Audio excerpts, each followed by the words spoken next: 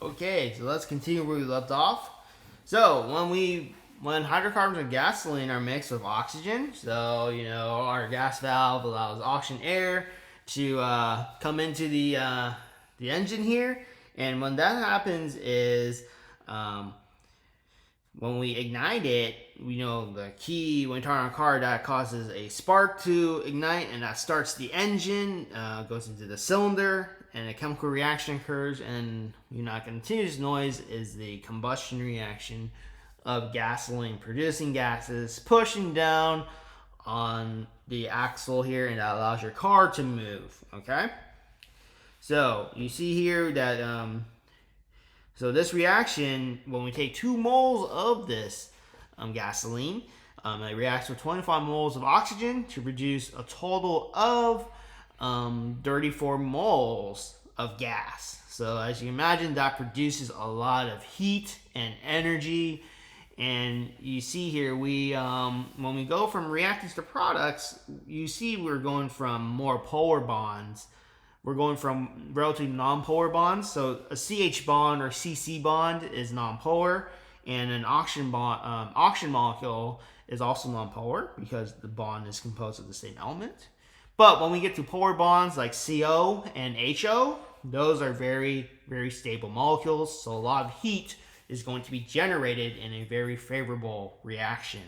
And that's the process that drives the high energy content to power our engines. So we're going from chemical energy being converted to energy that causes the car to start, or mechanical energy. So energy is conserved here. So the energy that we got from the chemical molecules is now being spent to move the engine forward, or power the engine. And then that mechanical energy eventually gets transferred to, different sources of energy. It could be lost as sound, the very loud noise from the car moving. And then, the energy, the car gets hot from heat transfer. So most of that energy is probably lost as heat, which then gets transferred to the environment and just dispersed to other sources. So that's pretty much how energy works. Okay, so the hot gases produced in these in the reactions expand, pushing down the pistons out of the cylinder of the engine, and that causes the wheels to turn. Okay, so what about in our homes, right? Well, home heating consists of burning natural gas, which is a mixture of lightweight hydrocarbons, such as methane. So if you have gas heating, that's usually methane. And if you have gas stoves, that's usually probably, I would think propane, but usually when you barbecue, if you barbecue outside on a nice summer day, I haven't done that for like maybe 5 years now, just because in California it's particularly stringent on emissions. But I don't think there's a law about barbecuing, but it's just it's probably not the best idea to do it these days. But I do miss it. I miss a good old barbecue. But anyway, that will use propane, and usually sometimes if you have a gas stove, so the homes I'm used to, they're really old, like built before the 90s. So they're pretty much all like gas stoves. So you gotta be careful of gas stoves because you're going to be using a fire to heat. But if you have electric stoves, that's probably the newer standard now. But I found that like electric stoves, they don't heat as high as gas stoves, or that's what I just heard from other people. So there's that, but it's really no big deal. It's safer. I mean, you're not using gas, so you can't exactly burn yourself or catch something on fire easily. Because what's going to heat is electrical power, and electrical electricity is not flammable, right? So you don't have to worry about that. But still, we should always be careful when handling energy, because energy is a source of it's a source of it's pretty much a way to damage ourselves because it's high energy, right? Okay. So food energy comes in the form of proteins, lipids, and carbohydrates. So basically, we're digesting, we're breaking chemical bonds of food and make it into different molecules, and that energy associated with it and the molecules that get broken down can be used by the body to generate ATP, which is the source of energy that powers cells. So ATP gets generated, goes through a transformation, through several transformations in the body, and that those transformations generate energy to help power the cell. Yeah. So basically, what I summarized it here. So you have complex reactions or cycles: the Krebs cycle, citric acid cycle, glycolysis. Then there's a cycle for transforming fats into energy. So fats are usually stored as I think glycogen, which is used for storage. So it gets converted to a substance that's used for energy storage. So it's pretty much used as a reserve. So when you don't have food, your body can still function because it has these fat molecules or these fats that were transformed into these molecules for energy storage.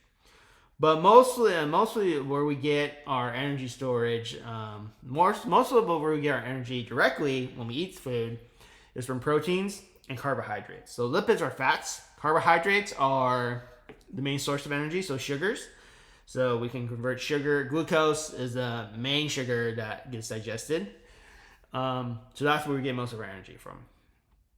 So glucose reacts with oxygen from the body to produce CO2 and water, and that energy that produces that is very favorable. So it gives us a lot of energy for the body to do work. Okay? All right. So other common sources of energy include, stored energy, flashlight batteries. So basically, in a battery, there's a chemical reaction taking place that generates electrical charge, and that occurs through the transfer of electrons. So remember when we studied redox reactions, the transfer of electrons? That's what batteries do. So that those reactions there, they form a circuit or a battery. Okay, so a few years ago, 3 men won the Nobel Prize for discovering lithium-ion batteries. That was pretty cool. It revolutionized how our electronics work and how we can take electronics on the road without being plugged in to an energy source. So it's a very fine invention there. So you may not think much of it because it's a battery and just, it powers my device, I'm all good to go.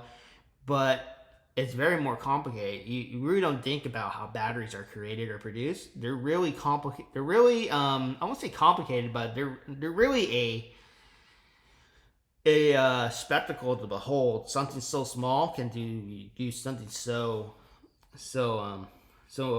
amazing as power our devices, and it's due to these atoms at such a small level. So that's pretty cool, and we can't really see those things, but our understanding of chemistry has come so far that we can apply it to the improvement of society and how we do things. So it really is an important part of technology, or applying scientific concepts to the development of new products that help people do things on a day-to-day basis. Okay, so batteries, they supply electrons that pass through the wire as a result of a chemical reaction that takes place in the battery. So it's generating electrons, right? And the electrical energy that's generated can be transferred through wires in your device to power, to supply power to it. And that's how power our phones, flashlights, and pretty much any device that uses batteries. So it's a indispensable invention for sure. Okay. So now let's talk about types of energy. So we need to talk about a few types of energy. So we might need to refresh our memories and think a little more about physics. So types of energy. Kinetic energy is the energy of motion. Molecules that are moving through space, that's called translational energy, or rotating around their center of gravity. That's called rotational motion, and that possesses kinetic energy. So, like when an ice skater kind of rotates in a circle on ice, what keeps in motion is rotational energy and something called angular momentum, right? So the energy is keeping their angular momentum constant, that allows an ice skater to spin in such a beautiful circular motion like that. Okay, so you have moving through space, translational energy or motion, or rotating motion, like around your center of gravity, like how Earth orbits the sun. Okay, so molecules are always moving, right? If they're at a certain temperature, molecules are going to be moving because they have energy. So if anything rotates or moves, they have energy. All right, potential energy is the energy of position. So basically, when you're above ground level, right, and you jump off a ledge or go down a hill, you can see yourself moving faster. So as you approach the ground level, right? So the energy of position refers to the energy that you have based on your displacement from ground zero, where there's like no energy because you're stationary. So if you drop a box from a certain height, it'll have a lot of potential energy, and we'll talk more about how potential energy and kinetic energy play a role in motion and when something's not moving.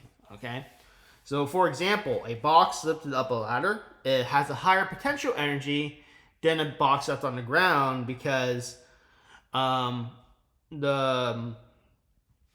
ladder or the box is higher in the Earth's gravitational field than a box on the ground. So when you're out of position away from Earth's or away from the center of the Earth, you're going to have more energy because now you have naturally you have energy, you have the inclination to fall back down to the center of the Earth. So that displacement gives you higher energy. And as a rule of nature, things like to go from a state of high energy to a state of low energy. And so that's why boxes naturally fall, because due to acceleration of gravity, they're going to move further to the Earth until they come to a point where they hit the ground, or they are now at ground level. Okay. All right, this 0 should not be there. That's a typo, so let me just cross that out. Okay. So how does this apply to molecules and chemistry? Well, a molecule that vibrates has both kinetic and potential energy because the atom will be in one position, so it'll have potential energy, but then it's going to be moving too, so then it'll have kinetic energy.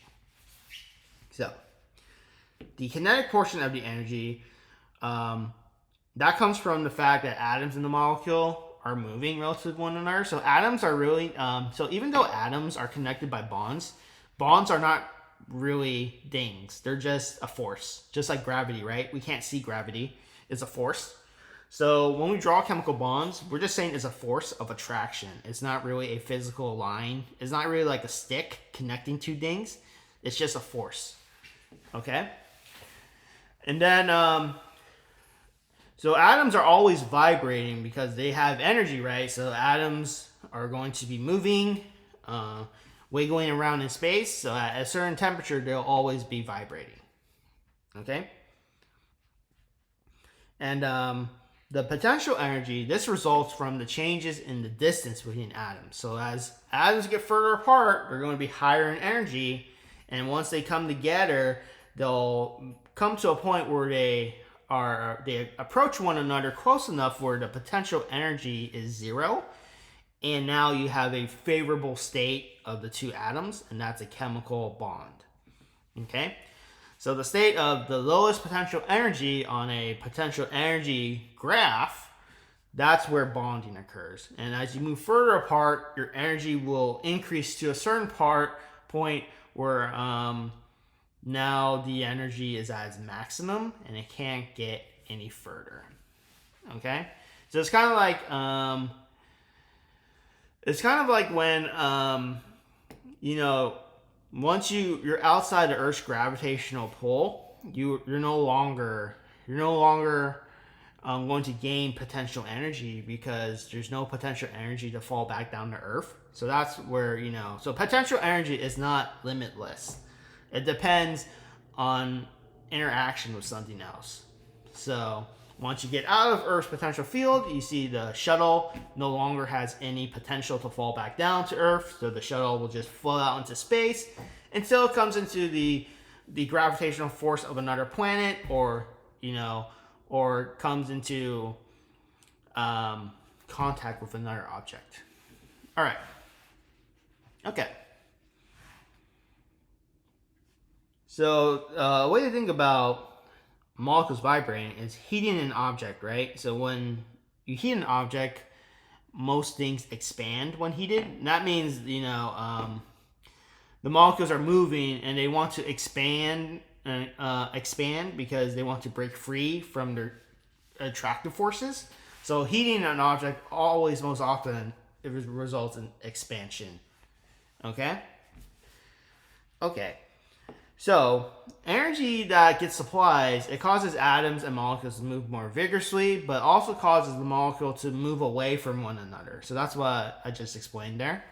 So thus, potential energy and kinetic energy are always changing from, when we look at one molecule or one object, right? So adding energy, that will make the motion increase. And when motion increases, this leads to increased distance between the atoms and molecules, so potential energy increases as well. So usually when you add energy, you also increase kinetic energy and potential energy. Okay? All right. So now let's talk about the role of energy in chemical reactions. All right? So energy changes that occur during a chemical reaction are due to the making and breaking of chemical bonds. Okay? So here's our formal definitions we want to make sure we have that we understand, okay? So when we form chemical bonds, energy is always released. All right? When we form chemical bonds, energy is never absorbed. So if you absorb energy, right? Think about this for a minute. If I put energy into my system, the atoms or the molecules, they'll gain energy, right? So they'll gain energy and they'll act like gas particles, right? So they'll want to move very fast. So it's not really reasonable to think that if energy is absorbed, there's no way it can form a chemical bond because the molecules will have so much energy that they'll fly past one another, and there's no possible way a chemical bond can form. Now, but eventually, if you supply enough heat, enough kinetic energy, eventually two molecules will collide and form a chemical bond. But usually, when that happens, usually you form a situation where two molecules have they have enough energy to overcome the repulsive forces from like charges. And when that happens, when you have a favorable situation or a state of lower energy, that's when bonds form. So bonds only form when you can release energy. So if you need to absorb energy, it's going to be harder for a chemical bond to occur to form. So we say energy is always released during the formation of chemical bonds. So you can think about this in a few ways. So think about when you're operating a car. So the combustion of gasoline causes the car to get hot and the temperature rises, right? So when we form those chemical bonds, we're releasing heat. So generally speaking, when we form bonds, or when the chemical reaction takes place, well, this is not always the case, but for this example, when you have a combustion reaction, you're releasing a lot of heat. So the formation of these gases is causing the temperature to rise of the car, and that causes that's the result of the formation of chemical bonds releasing energy as they form. Okay? All right. So let's stop right here, and in the next video we'll pick up on the opposite process, breaking chemical bonds.